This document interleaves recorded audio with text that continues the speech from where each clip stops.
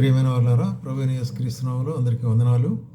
మరి ఈ దినము మనకు బైబిల్ పఠనం కొరకై, వాక్య ధ్యానం కొరకై యెషయా గ్రంథము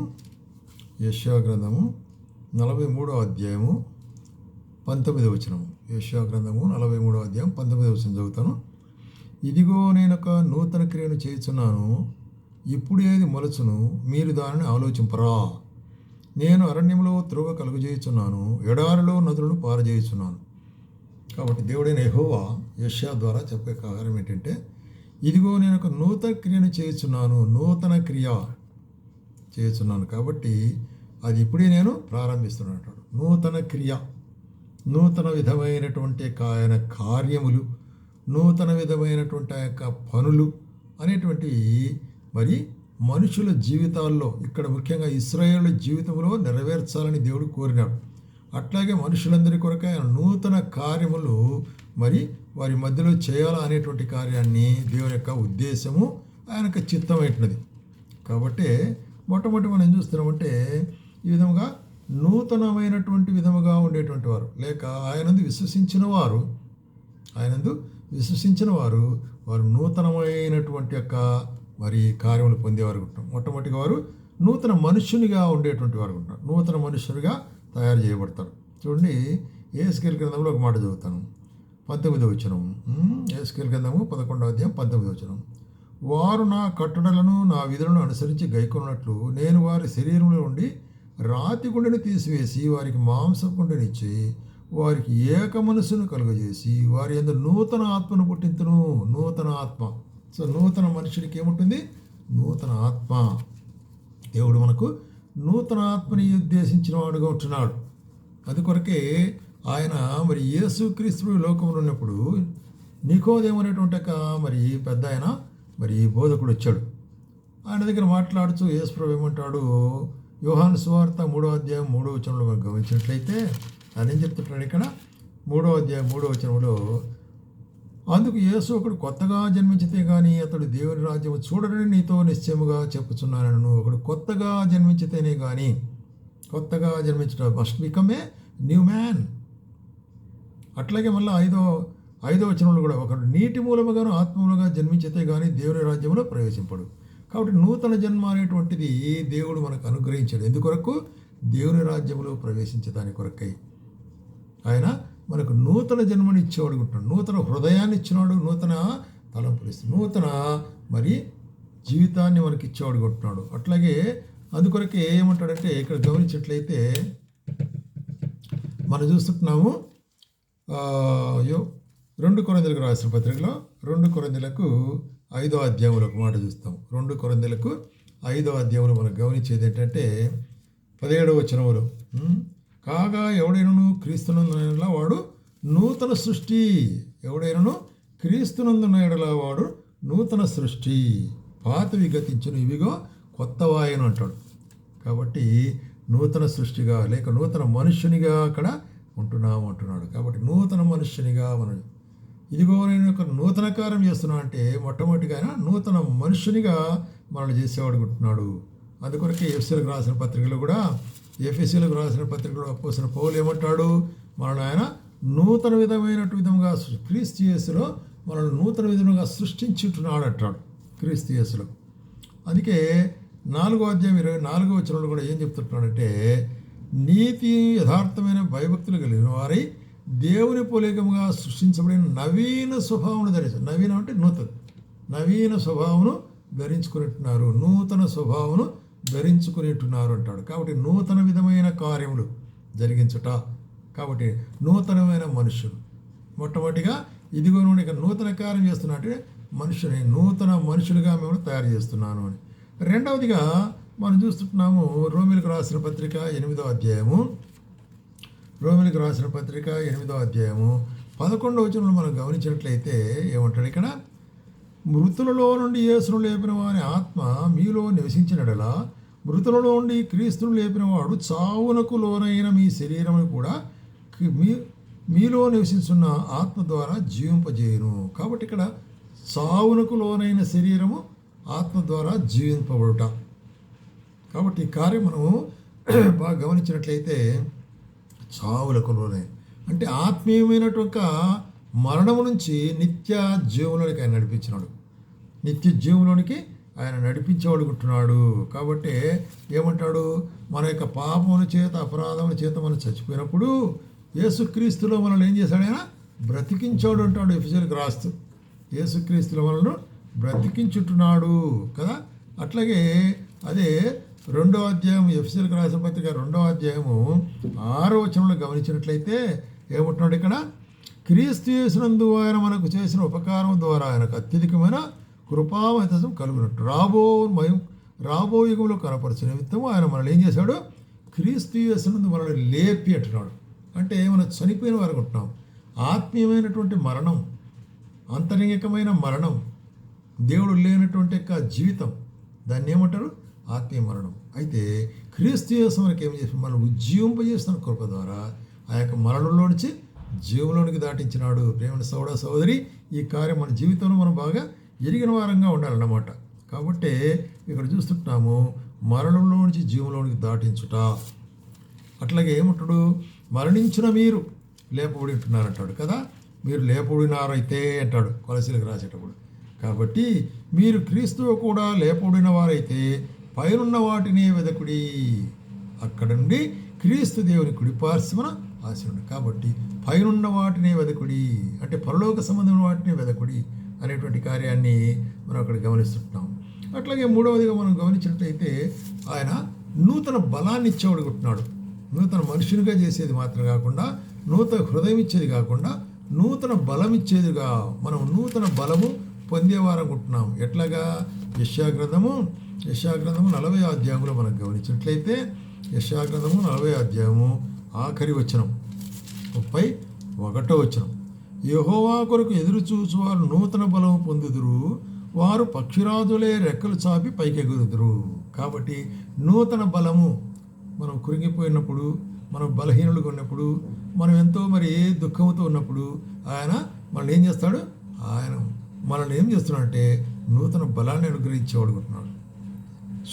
సొమ్మశీలిన వారికి బలం ఇస్తాడంట, శక్తిహీనులకు బలాభివృద్ధి కలుగు చేస్తాడంట.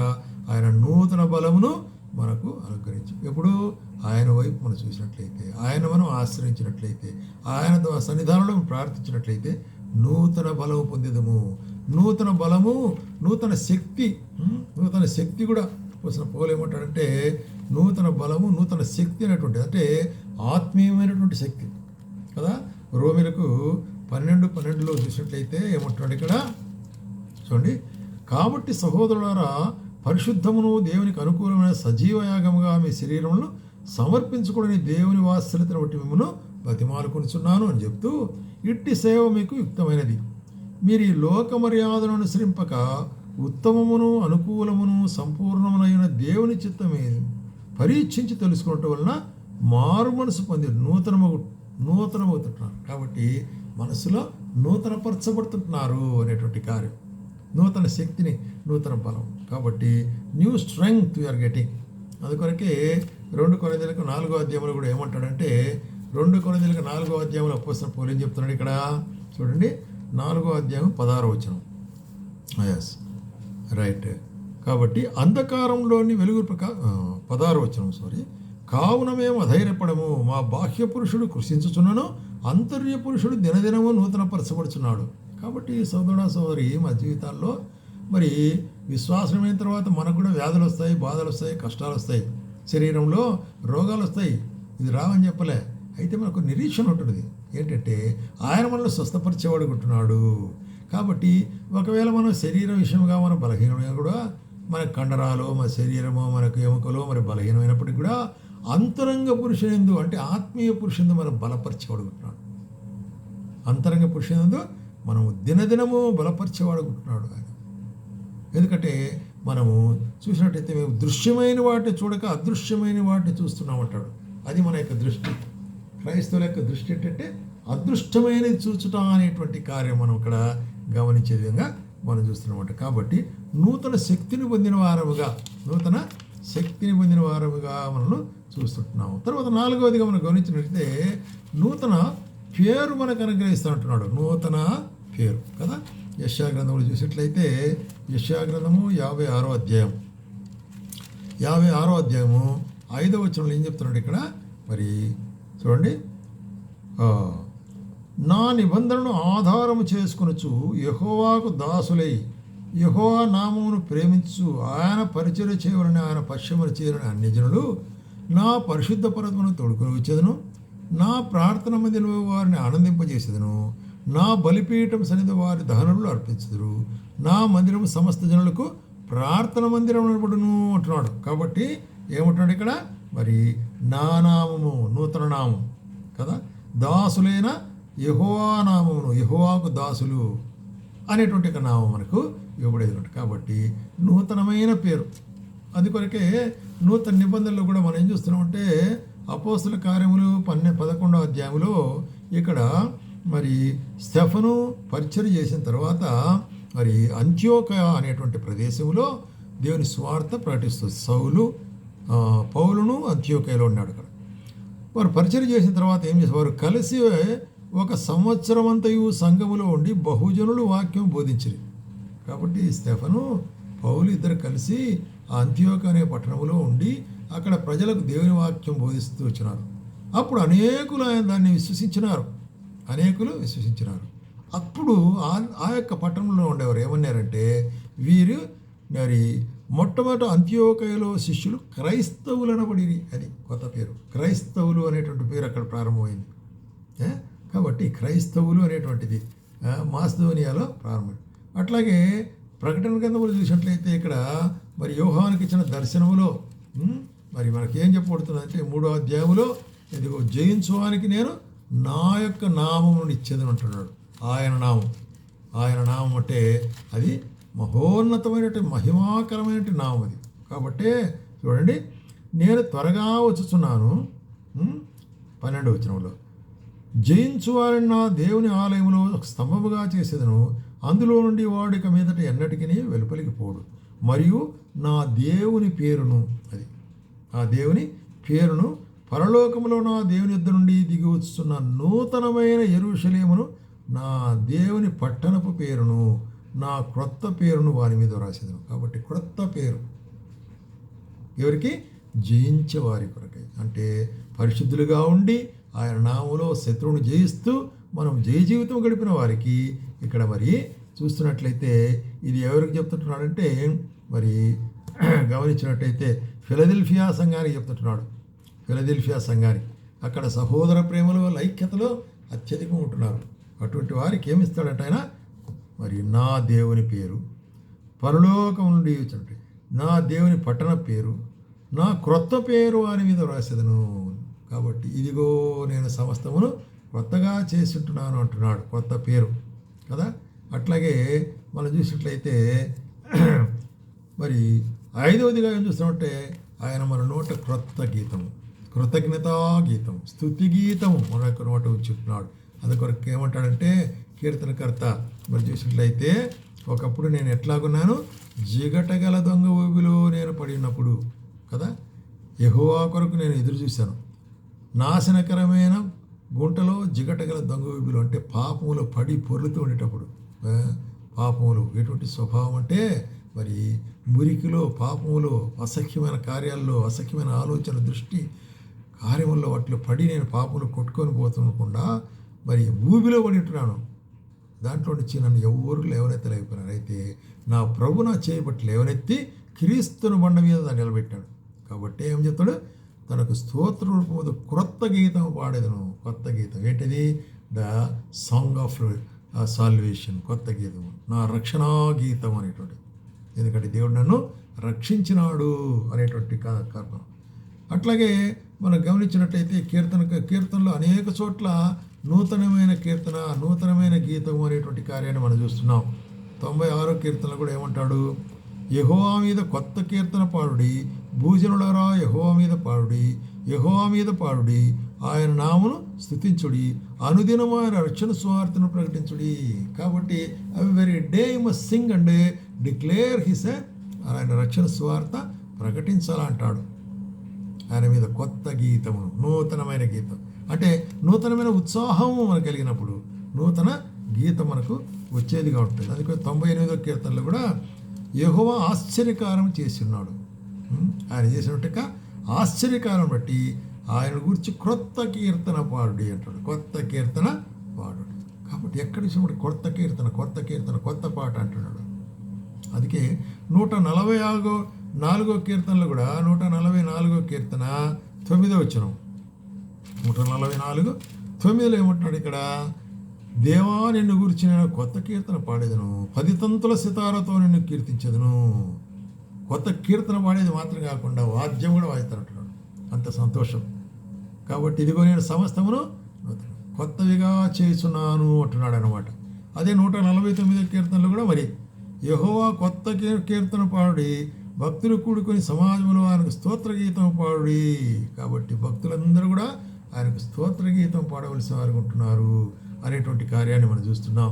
అదే యెషయా గ్రంథము 42వ అధ్యాయంలో కూడా మనం ఏం చూస్తున్నామంటే 10వ వచనములు 42:10 ఏం చెప్తున్నాడు, మరి సముద్ర ప్రయాణం చేయవారులారా, సముద్రంలోని సమస్తమా, ద్వీప నివాసులు అంటే దేశంలో అన్ని దేశాల్లో ఉండేవారు, సముద్రంలో ఉండేవాళ్ళు అందరూ యెహోవాకు కొత్త కీర్తన పాడుడి, బూదిగంతం నుండి ఆయనకు స్తుతి కలుగును కాక అంటున్నాడు. కొత్త కీర్తన. మరి అదేవిధంగా పరలోకములో మరి యొక్క కొత్త కీర్తన పాడేది మనం చూస్తున్నాం. దేవుని సింహాసనం ఎదుట అక్కడ మరి గొర్రెపిల్ల అయినట్టు యేసుక్రీస్తు ప్రభు మరి అక్కడ ఆరాధించబడుచుంటున్నాడు. అందుకొరకు ఏమంటాడంటే ఇక్కడ 9వ వచనంలో 5వ 9వ వచనంలో, ఆ గొర్రెపిల్ల ఎదుట సాగిలపడి ఈ పాత్రలు పరిశుద్ధుల ప్రార్థన, ఆ పెద్దలు నీవు ఆ గ్రంథము తీసుకుని దాని ముద్రలు ఇప్పటికు యోగ్యుడవు, నీవు వధింపబడిన వాడవై రక్తమిచ్చి ఆయా జాతుల్లో ఉండి, ఆయా ప్రజల్లో ఉండి, ఆయా జనముల్లో ఉండి దేవుని కొరకై మరి ఏం చేసినట్ట, ప్రతి జనములో ఉండి నీవు కొన్నావు మనుషులు అనేటువంటి కొత్త పాట పాడుతున్నారు. కొత్త పాట.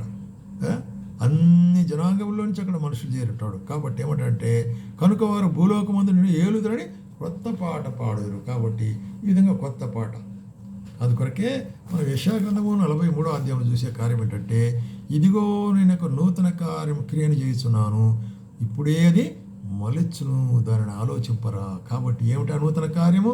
ఆయనకు మనకు నూతన విధమైన యొక్క మరి స్వభావం కలిగజేసి మనల్ని ఏం చేశాడు, నూతన మనిషినిగా చేశాడు.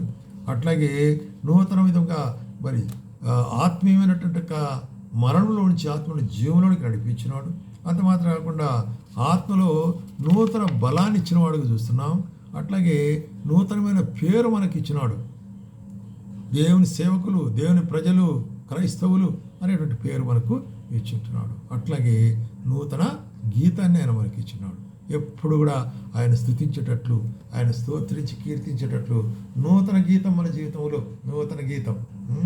అదే మరి రక్షణ గీతము, స్తుతి గీతము, కీర్తనీయుడు ప్రభువునకు స్తోత్రం అనే గీతము ఎల్లప్పుడూ మనం పాడే వాళ్ళముగా ఉండవలసి అనుకుంటున్నాం. ఆ విధంగా మరి నూతన కార్యాలు మనలో చేసిన వాడుగా ఉంటున్నాడు. కాబట్టి నూతన కార్యం చేసిన దేవునికి మనం స్తుతి చెల్లించాలా. ఆ నూతన జీవములు మనం నిలిచిన వారమై ఉండాలని దేవుని యొక్క ఆశ, ఆకాంక్ష ఉంటున్నది.